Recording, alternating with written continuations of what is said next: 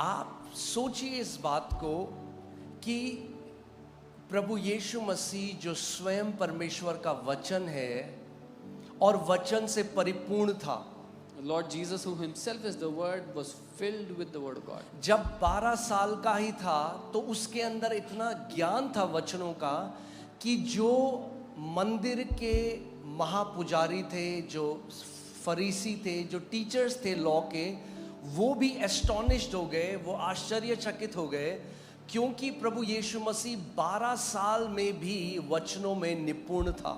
Even when he was 12 years old, all the Pharisees, all the teachers in the temple, they got astonished because he was very skillful in the word of God. Okay?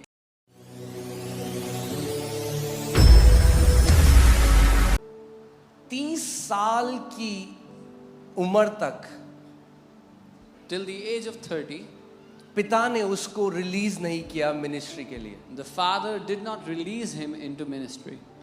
जबकि वो 12 साल में वचनों में निपुण हो चुका था. Even when he was ready, he was skillful in the word at the age of 12. और बाइबल हमें बताती है एक्ट्स 10:38 प्रेरितों के कार्य 10:38 में कि कैसे परमेश्वर ने प्रभु यीशु मसीह का पवित्र आत्मा और सामर्थ के साथ अभिषेक किया कि वो भलाई करता फिरा और जो दुष्ट आत्मा से ग्रसित थे उन्हें चंगा करता फिरा. And the Bible tells us in Acts 10:38 how God anointed Jesus of Nazareth with the Holy Spirit and with power, and he went about doing good and healing all who were oppressed by the devil. Okay? So प्रभु यीशु मसीह, जो हम कहते हैं यीशु मसीह, So when we say Jesus Christ, मसीह यीशु का surname नहीं है. Christ is not the surname of Jesus. हाँ, जैसे किसी का नाम आज शर्मा है, चोपड़ा है, वर्मा है, As someone's last name today is Sharma, Chopra, Verma. ऐसा नहीं कि जीसस का लास्ट नेम क्राइस्ट है. So Jesus' last name is not Christ. जो शब्द क्राइस्ट है वो एक फंक्शन है. The word Christ is a function. Christ means the anointed one, Christ, वो जिसका अभिषेक किया गया है. Okay? the anointed one.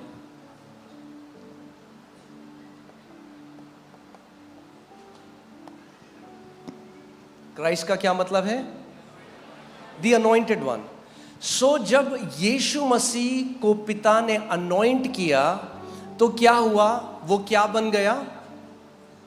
Jesus Christ. When the Father anointed Jesus, he became Jesus Christ. Okay?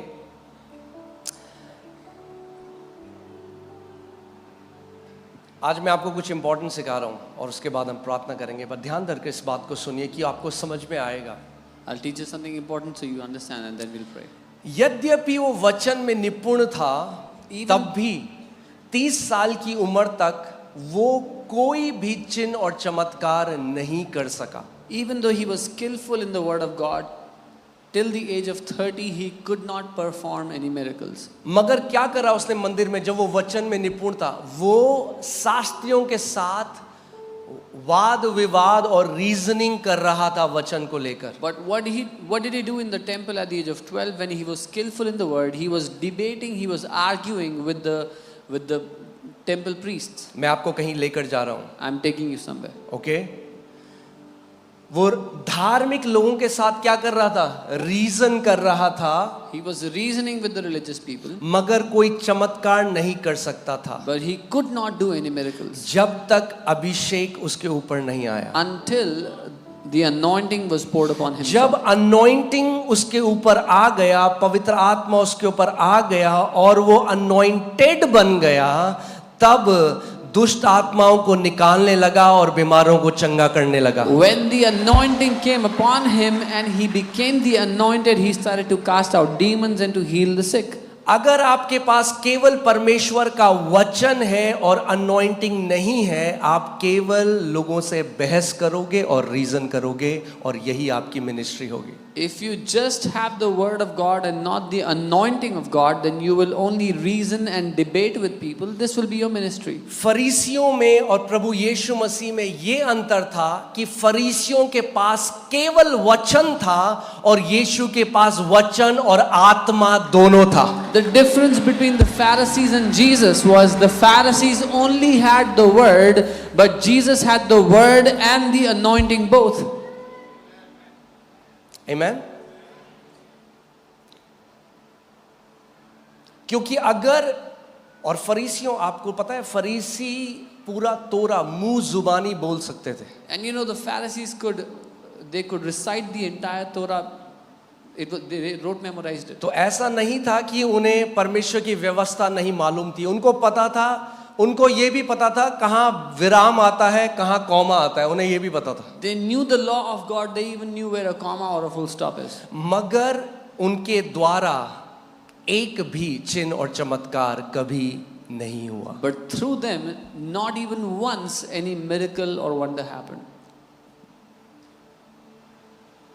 क्योंकि केवल वचन बिना आत्मा के आपके अंदर केवल घमंड को पैदा करेगा, और वाद विवाद और लड़ाई झगड़ा आप करोगे दूसरे लोगों से. Because if you only have the word without the Holy Spirit, without the anointing of the Holy Spirit, you will only debate and argue with other people.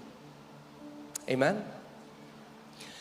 परमेश्वर को, यीशु मसीह को 30 साल में जब पवित्र आत्मा, कैसे परमेश्वर ने यीशु को पवित्र आत्मा और सामर्थ से अभिषेक किया, उसके बाद वो बीमारों को चंगा करता और दुष्ट आत्माओं से जो सताए थे उन्हें आजाद करता फिरा. How God anointed Jesus of Nazareth with Holy Spirit and with power, and after that he went about doing good and healing all those who were oppressed by the devil. Okay, so आज मैं आपको कुछ बहुत important बात बता रहा हूँ कि आपको समझना जरूरी. I'm telling you something very important to understand. शैतान को आपके बाइबल नॉलेज से कोई फर्क नहीं है. Devil does not care about your Bible knowledge. हाँ, आप गलातियों, इफिसियों, कुलूसियों पूरा बोल दो, उसको कोई फर्क नहीं. You can recite all the Galatians, Colossians, Ephesians, whatever. He doesn't bother about your Bible knowledge. He gets angry and frustrated when you start to set the captives free. जब जो बंधुआई में है, जब आप उन्हें आजादी देने लग जाओ, जब बीमारों को चंगा करने लग जाओ, जब दुष्ट आत्मा की सामर्थ टूटने लग जाए, तो शैतान चिढ़ जाता है, क्योंकि केवल अभिषेक है जो शैतान के जुओं को तोड़ सकता है. The devil doesn't care about your Bible knowledge, but he gets irritated, he gets angry when you start to deliver people, you start to deliver those who are captive, you start to heal those who are sick. The devil gets angry and mad. Okay, इसीलिए बोलो वचन और पवित्र आत्मा. So it's the word and the Holy Spirit both.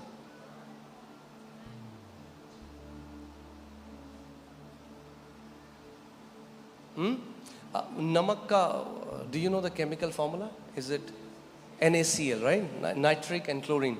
Is it? No. Sodium and chloride. Oh, sorry. Yes.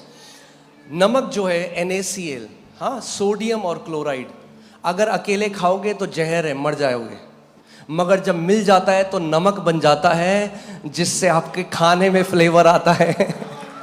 If you eat sodium or chloride separately, it's poisonous, it can kill you. But when you combine them together, it becomes salt and it adds flavor to your food. अगर Bible पढ़ के रट लिया और फरीसी बन गए, मगर आत्मा का अभिषेक नहीं मिला, तो फरीसी बन जाओगे, घमंड आ जाएगा कि देखो मेरी तरह बाइबल किसी को नहीं आती, और बाकी सब पर पत्थर मारोगे, मगर मच्छर भी चंगा नहीं कर पाओगे अपने जीवन के द्वारा. So if you memorize the entire Bible but walk not in the anointing, you will become like a Pharisee and you will throw stones at everybody and you will tell how much Bible knowledge you have, but you won't be able to heal even a mosquito in your life. मगर अगर अभिषेक से भर गए तो वही काम जो यीशु मसीह ने करे, वही काम आप भी करोगे. But if you are filled with the anointing, you will do the works that Jesus did. Amen. आप जानते हैं क्यों? You know why? क्योंकि हमें हमारी बुलाहट वही है. Because that is our calling. अब मैं आपको बताना चाहता हूं कि आत्मा में आपका लास्ट नेम क्या है। Now I want to tell you what is your last name in the spirit.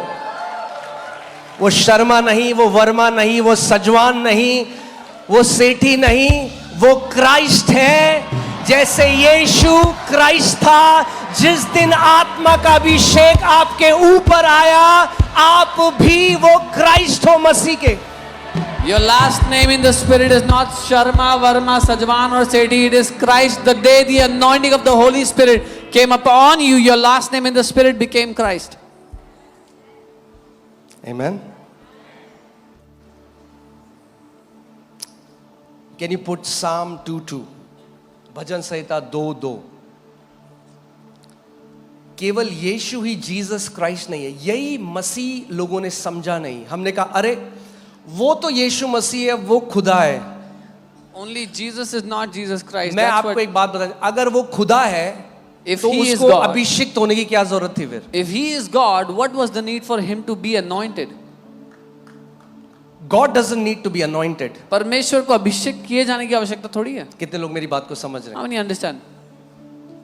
अगर यीशु परमेश्वर की तरह सेवकाई करता तो उसको अभिषेक पाने की जरूरत नहीं थी। भाई परमेश्वर को कौन अभिषेक करेगा? If Jesus ministered as God, then he did not have the need to be anointed. Who can anoint God? मगर फिलिपियों 2 में लिखा है, उसने अपने आप को शून्य कर दिया और सारे परमेश्वरत्व को त्याग दिया और एक दास की तरह अपने आप को नम्र किया और अपनी मिनिस्ट्री 0 से शुरू करी।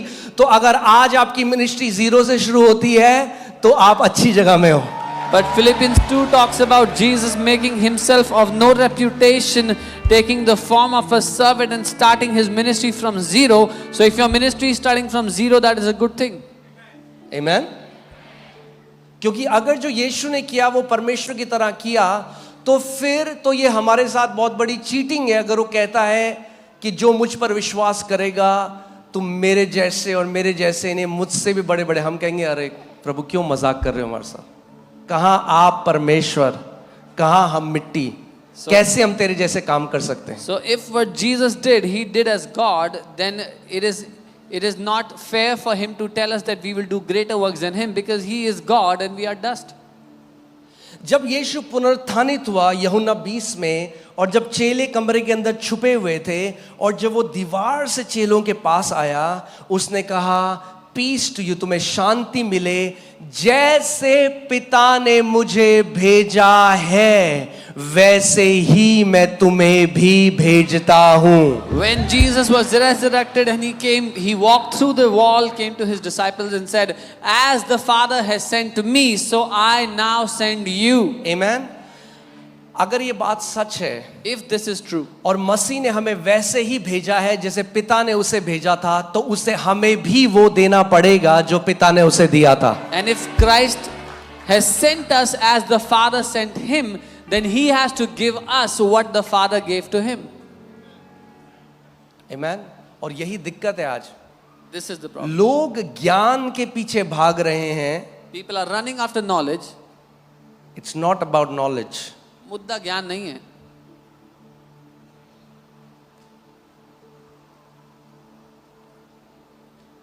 ओके, सो यीशु ने अपना परमेश्वरत्व त्यागा और हमारे लिए एक उदाहरण बनाया। देखो, मैं आपको एक बात बताता हूं, प्रभु यीशु मसीह पृथ्वी पे ये दिखाने के लिए नहीं आए थे कि परमेश्वर क्या कर सकता है। यीशु मसीह पृथ्वी पर ये दिखाने के लिए आए थे कि एक मनुष्य जो अभिषेक पाले वो क्या कर सकता है। Jesus did not come on the earth to show what God can do, but he came on the earth to show what a man who receives anointing can do. Okay, इसीलिए जब तक वो 30 साल के नहीं हुए, so until the age of 30, he could not do any miracles. वो कोई चमत्कार नहीं कर सके।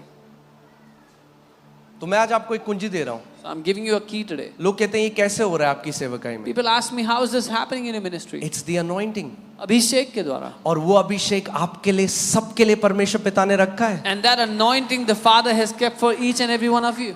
यीशु ने कहा जब तक एक बीज मर न जाए वो मल्टीप्लाई नहीं होता।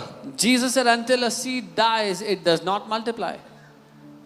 Christ died and was buried. मसीह आया, हमारे लिए जिया, मरा और गाड़ा गया जैसे एक बीज गाड़ा जाता है. And now many Christ have risen up on this earth, anointed with the Holy Spirit, destroying the power of darkness. He came and died as a seed. और अब बहुत से मसीह उस बीज के मरने के द्वारा उठ गए हैं, जी उठे हैं, उठ खड़े हुए हैं अभिषिक्त होकर के. शैतान कहता है पहले एक से डील करना पड़ता था, अब तो लाखों खड़े हो गए हैं पृथ्वी में. And the devil said I had to deal with one Christ, but now I have to deal with many Christs. अरे पहले नासरत में एक था जो दुष्ट आत्माएं निकालता था, बीमारियों को चंगा करता था.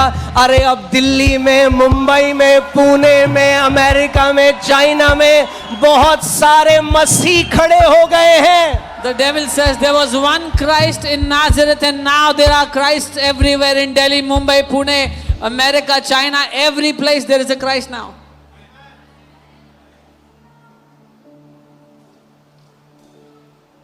Amen. पुराने नियम में things were also anointed. मंदिर में जो चीजें थी, जो बर्तन थे, उनको भी अभिषेक किया जाता था. Even the things in the temple were anointed in the Old Testament.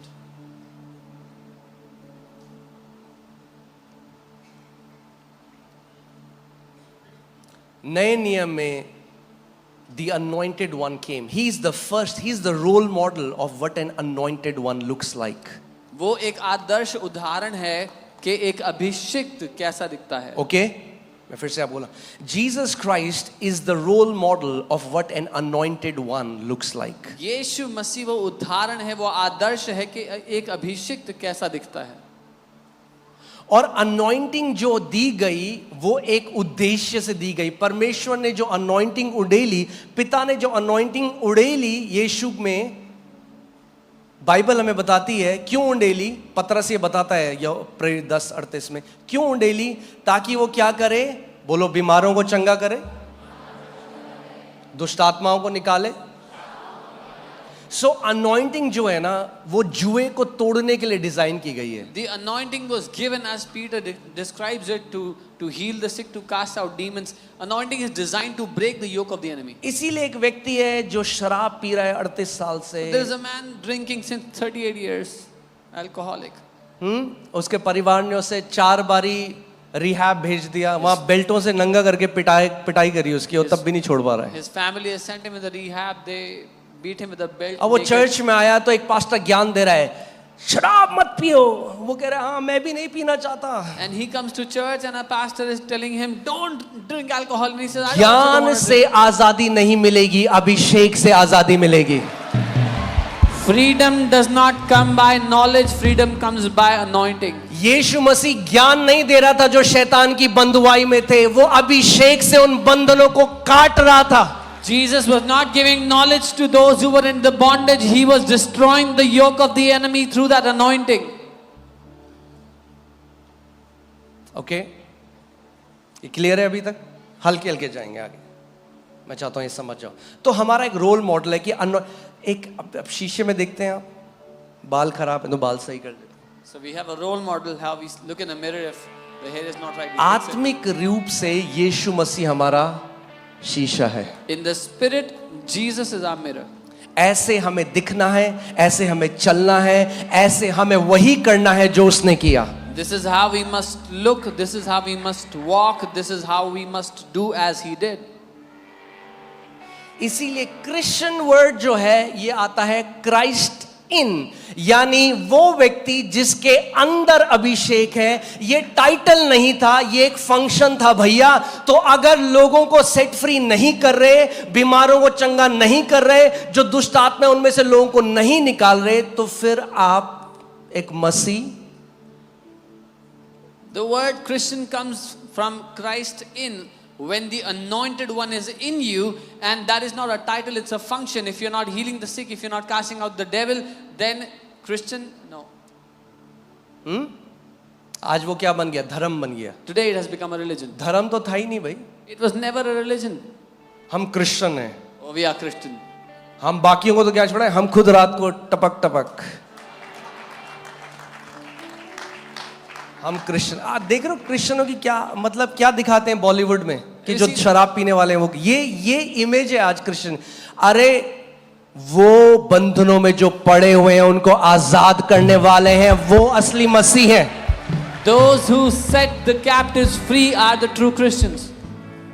ज्ञानी नहीं है बाइबल के, भैया बहुत ज्ञानी है। आज बहुत लोग कथा सुना रहे हैं। There are many people telling good stories today. यीशु मसीह कथा सुनाने नहीं आया था। Jesus was not a storyteller. Okay हमारा काम कथा सुनाना नहीं है। Our job is not to tell you a story.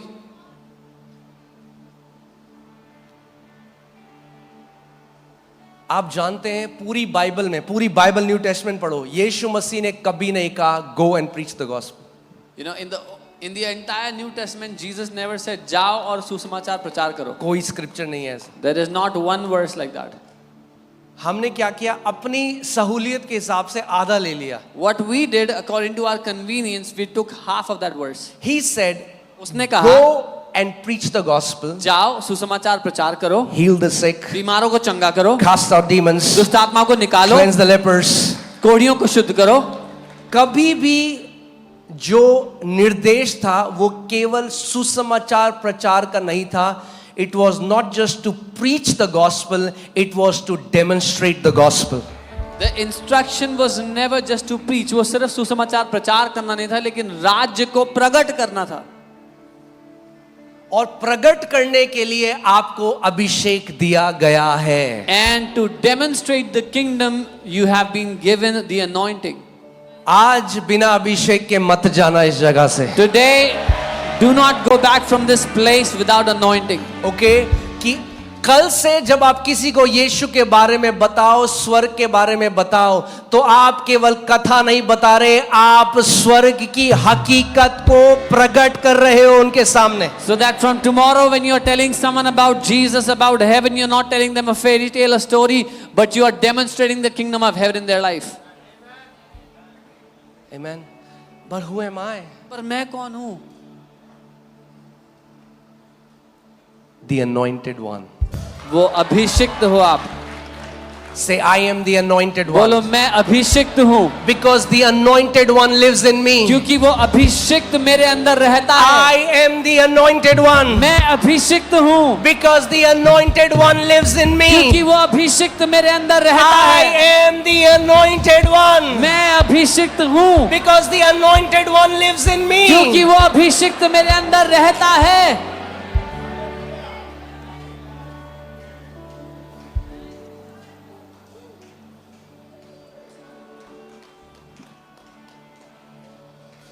Amen. Hallelujah.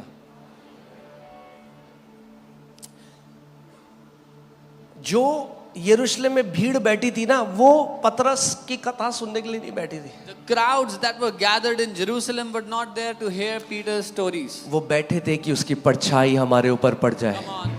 They were waiting that his shadow would fall upon us. Come on. चेले कथा नहीं सुना रहे थे। The disciples were not telling stories. चेले स्वर्ग के राज्य का प्रकटीकरण कर रहे थे। The disciples were manifesting the kingdom of heaven. और इसीलिए And this is आत्माओं why. पे आत्माएं बच रही थी, क्योंकि हम पैदा हुए हैं कथा सुनते हुए। This is why souls were being saved, because we all are born hearing stories. Amen. मैं आज चाहता हूं कि आप देखो आप कौन हो, मसीह में आप कौन हो। Today I want you to see who you are in Christ. कितने लोगों ने यहाँ पे शादी के कार्ड में स्क्रिप्चर देखा है, What God has joined, let no man separate. How many people have seen that scripture in the wedding card? जो परमेश्वर ने जिन्हें परमेश्वर ने जोड़ा उन्हें कोई अलग ना करे. सुना आपने? अच्छा है, Have you heard? It's a good thing. Use करना चाहिए शादी के You कार्ड can में, use ये that नहीं कह रहा हूँ in मत wedding करो, अच्छा स्क्रिप्चर है। It's a good scripture. मगर उसके आगे पढ़ोगे तो पौलुस कहता है ये मैं पति और पत्नी के बारे में नहीं कह रहा, But if you read ahead of that, Paul says, I'm not talking about husband and wife here. ये मैं मसीह और कलीसिया के बारे में I कह am रहा saying this about Christ and the church. हूँ। जिसको परमेश्वर ने जोड़ा है, कोई उसको अलग ना करे। Whom Christ has united, let no one separate. यानी आप जब अपने आप को मसीह से अलग देखते हो, आप अलग कर रहे हो जिसको परमेश्वर ने जोड़ा है. So when you see yourself separated from Christ, you are separating whom God has united. कोई दुष्ट आत्मा खेलने लगी किसी के अंदर. Somebody started to manifest a demon. ओए, मैं भाग जाता हूँ कहीं थप्पड़ पड़ना मार दे. Oh, let me run away. The demon. जब might आप not ऐसा slap me. सोचते हो, आप अपने आप को मसीह से अलग कर रहे हो. When you think like this, you are separating yourself from Christ.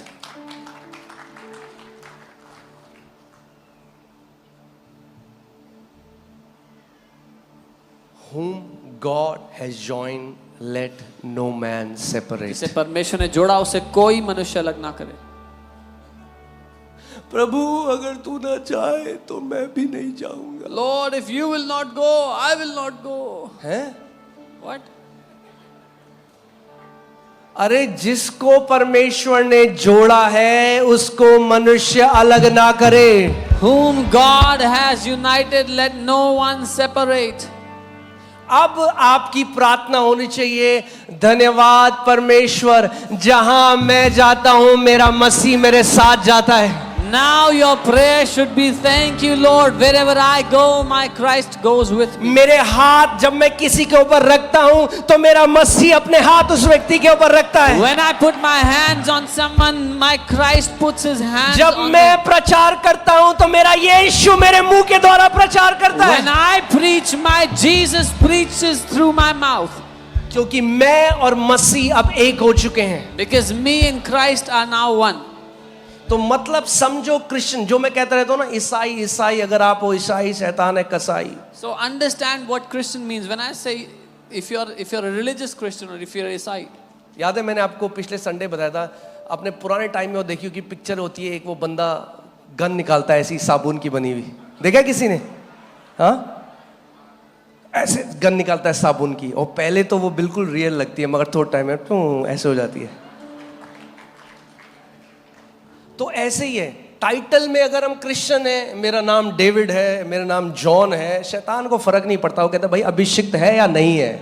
So the devil doesn't care if your name is David or John. He just cares whether you are anointed or not. उसको नाम से कोई लेना देना नहीं He है. doesn't bother about your name. Amen, hallelujah. तो आज जो आप आए हो, So when you've come today, अभिषेक से भर के जा रहे हो यीशु के नाम में. you are going back filled with His anointing in वो Jesus' name. अभिषेक केवल पास्टरों के लिए, केवल अपोस्टल्स के लिए, केवल प्रॉफिट्स के लिए नहीं, मसीह के हर एक बेटे और बेटी के लिए अभिषेक है, ताकि आप महान कार्य कर सको.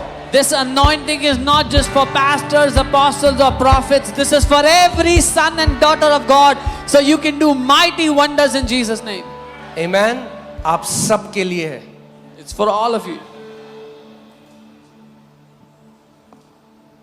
ओके, साम 2:2 लगाया आपने, लगा दीजिए जल्दी से. मैं आपको आज कुछ दिखाना चाहता हूँ और तब मैं आपको समझाऊंगा क्यों ये चीज़ें हो रही हैं जो हो रही हैं. तब आपको समझ में आएगा ये चीज़ें क्यों हो रही हैं जो हो रही हैं अभी यूट्यूब में, ये सारी चीज़ें क्यों हो रही हैं. And then I will tell you why all this is happening on YouTube.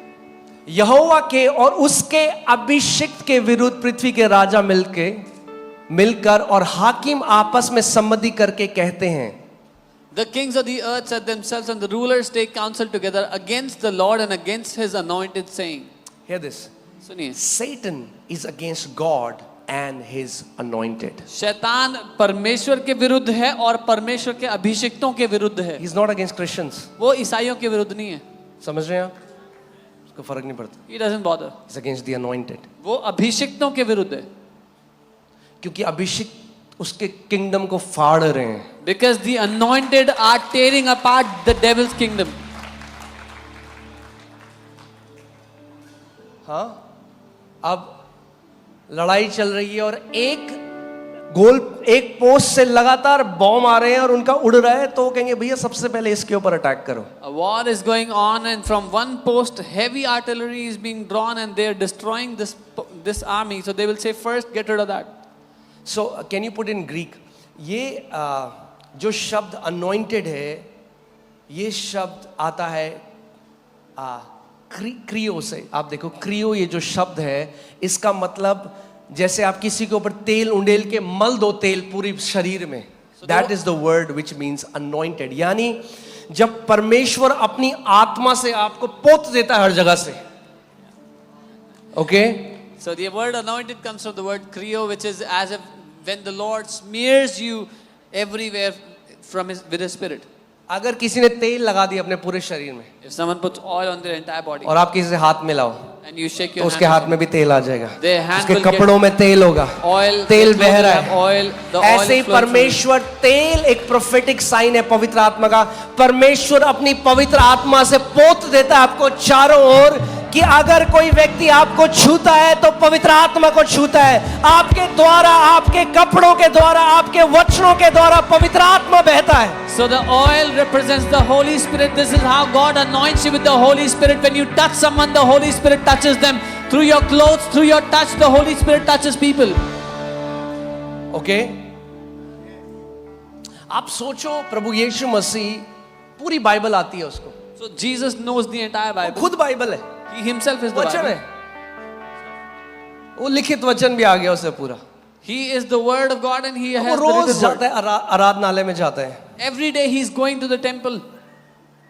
कुछ नहीं होता. Nothing is happening. बढ़िया है. Good. 30 साल तक जा रहा है, For 30 years He kept on going to the कोई temple. दिक्कत नहीं है, No problem. सब बहुत शालीनता से चल रहा है. Everything happened very जहाँ civilized. अभिषेक नहीं है वहाँ शालीनता बहुत ज्यादा है कलीसियाओं में. Come on. Where there is no anointing, the church service is very civilized. मगर कोई आजाद नहीं होता. But nobody gets set free. Surgery ना मेसी होती है. The surgery is messy. Come on. और ऐसे ही जहाँ लेबर, जब बच्चा पैदा होता है ना तो मेसी होता है. And in labor, when a child is born, that is messy. मगर जो कब्रिस्तान है ना, But a graveyard वहाँ बहुत बढ़िया ऑर्डर होता है, is very orderly, बहुत पीसफुल, बहुत orderly. very calm, very peaceful. कोई very चीज orderly. इधर की उधर नहीं होती. Nothing is out of its place. यीशु ने फरीसियों को क्या कहा? तुम सड़ी हुई कब्रें हो. Jesus told the Pharisees, you are rotten tombs. कौन लोग जिनके मुंह पे वचन है परमेश्वर? Those people in whose mouth they had the word, they had the Torah. Okay so हम लोग कहाँ पे थे? हाँ, सांबर. भूख लग रही है किसी को?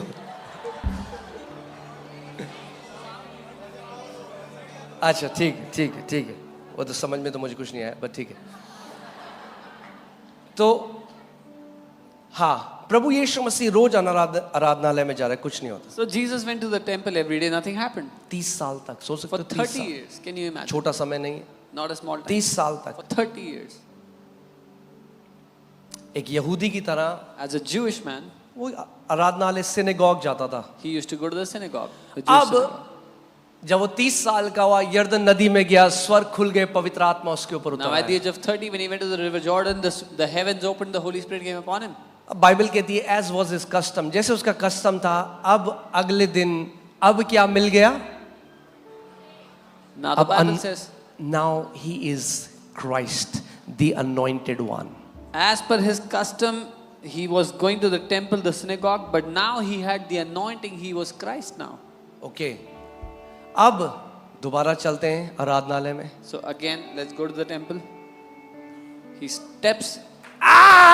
दुष्ट आत्माएं चीखने लग गए. He क्यों? steps in, and क्योंकि the demon- अब एक क्राइस्ट चला गया है आराधनालय में. And the demons started to scream now because a Christ had entered the temple. Demons hate the anointed ones. दुष्ट आत्मा को नफरत है उनसे जो अभिषिक्त हैं. Satan hates the anointed ones. शैतान को नफरत है उनसे जो अभिषिक्त हैं. क्योंकि anointing में शैतान छुप के नहीं रह सकता. Because in the anointing the devil cannot stay hidden.